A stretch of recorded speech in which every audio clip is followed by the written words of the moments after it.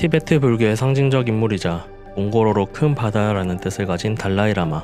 수백 년 동안 티베트인들을 이끌어온 영적 지도자인 달라이라마는 영적인 인도와 함께 정치적 지도자로 봉사하는 것이 그 숙명이라고 할 수 있습니다.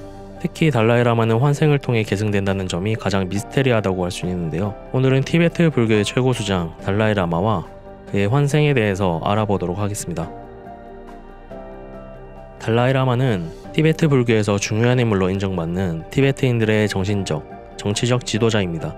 굳이 비교하자면 천주교의 교황과도 같은 존재라고 할 수 있습니다. 달라이라마는 티벳에서 600년 이상 티베트 민족을 이끌어왔으며 윤회설을 근거로 모든 달라이라마는 전임 달라이라마가 다른 어린아이의 몸으로 환생하는 것이라고 믿고 있습니다. 달라이라마는 티베트 불교 겔룩파의 수장이면서 전 세계의 비폭력, 내면의 평화와 지혜의 중요성을 강조합니다.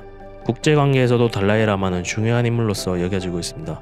달라이라마는 티베트 사람들과 그들의 자치권과 인권 투쟁을 옹호하는 역할을 하고 있으며 1989년 노벨 평화상을 포함하여 평화와 비폭력을 증진하기 위한 노력으로 수많은 상과 명예를 받았습니다.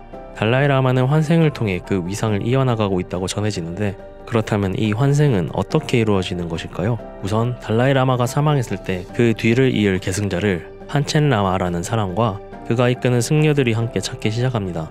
판첸라마는 달라이라마에 이어 티베트 불교의 2인자로 여겨지는 존재로서 아미타불의 화신으로 여겨지고 있습니다.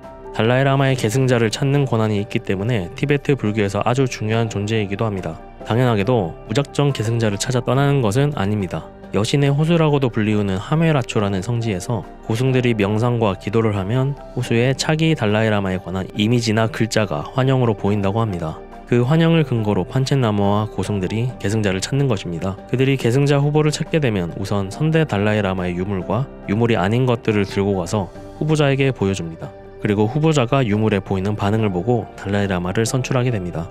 보통 계승자들은 선대 달라이라마 유물에 집착하는 성향을 보였다고 합니다. 이렇게 선대 달라이라마의 기억을 이어받고 있다는 것이 확인되면 달라이라마로 선언하게 되는데, 보통 선출할 때 후계자의 나이가 어리기 때문에 정식으로 즉위하기 전까지는 고위 승려가 섭정을 하게 됩니다.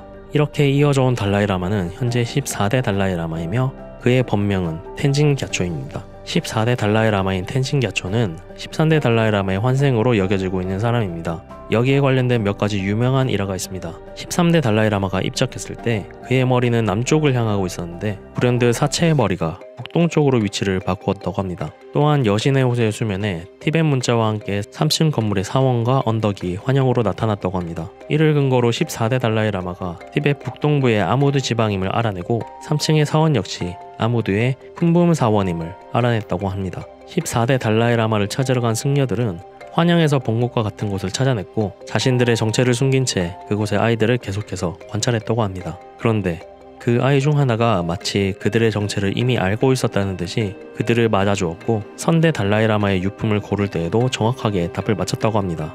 그리고 그가 현재까지 티벳 망명 정부를 이끌고 있는 14대 달라이라마 텐진갸초인 것입니다. 13대 달라이라마는 이렇게 14대 달라이라마의 힌트를 보여주기도 했지만 후계자가 겪을 티벳의 미래에 대해서 예언하기도 했습니다. 그는 자신이 죽은 후 티베트가 큰 도전에 직면할 것이며 그의 후계자인 14대 달라이라마가 험난한 길을 가야 할 것이라고 예언했습니다. 그는 또한 티베트가 외세에 의해 점령되어 티베트 국민에게 엄청난 고통과 어려움을 초래할 것이라고 예견했습니다. 이러한 비극적인 예언은 실제로 14대에 일어나게 됩니다.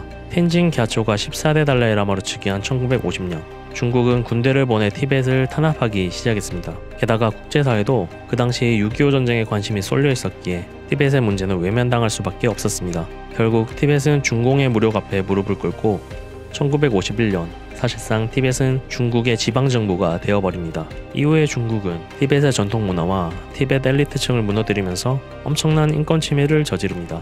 분노를 참지 못한 티벳은 1959년 민족의 봉기로 이어지고 중공은 무력으로 봉기를 잠재워버립니다. 달라이라마는 결국 다음에 인도로 망명하여 티벳 망명정부를 수립합니다. 현재까지 달라이라마로 재임하고 있는 텐진갸초는 올해로 만 88세로서 후계자를 생각하지 않을 수 없는 나이가 되었는데요. 그런데 2014년 독일에서 그는 14대를 마지막으로 환생을 하지 않겠다는 발언을 했습니다. 이는 달라이라마로서 태어나지 않겠다라는 의미로 해석할 수도 있지만 정치적 해석은 이와 다릅니다. 바로 중국 공산당 때문입니다. 달라이라마라는 지위를 계승하려면 판첸라마의 공인이 반드시 필요한데 문제는 중국 공산당 스스로가 판첸 라마를 옹립했다는 것입니다. 따라서 14대 달라이라마가 입적했을 때 후계자를 중국 공산당 입맛에 맞는 달라이라마를 옹립할 수 있다는 이야기가 됩니다. 현재까지도 중국의 탄압을 받으면서 망명 정부를 이어가고 있는 티벳과 달라이라마. 아직까지도 티벳의 주권과 독립을 추구하고는 있지만 이러한 티벳 정부의 노력과는 별개로 14대 달라이라마는 국제사회에서 수차례 논란을 일으키기도 했습니다. 1981년 야스쿠니 진사 방문, 불교 우주관의 상상에서 아닌 수미산 부정 논란, 그리고 최근에는 공식 석상에서 인도의 소년을 성희롱하는 듯한 모습을 보여주기도 했습니다. 자신들의 전통과 티벳 불교를 수호하기 위해 오늘날까지도 노력하는 티벳. 혼란스러운 국제 정세와 중국의 압박 아래에서 과연 티벳과 달라이라마의 미래는 어떻게 될까요?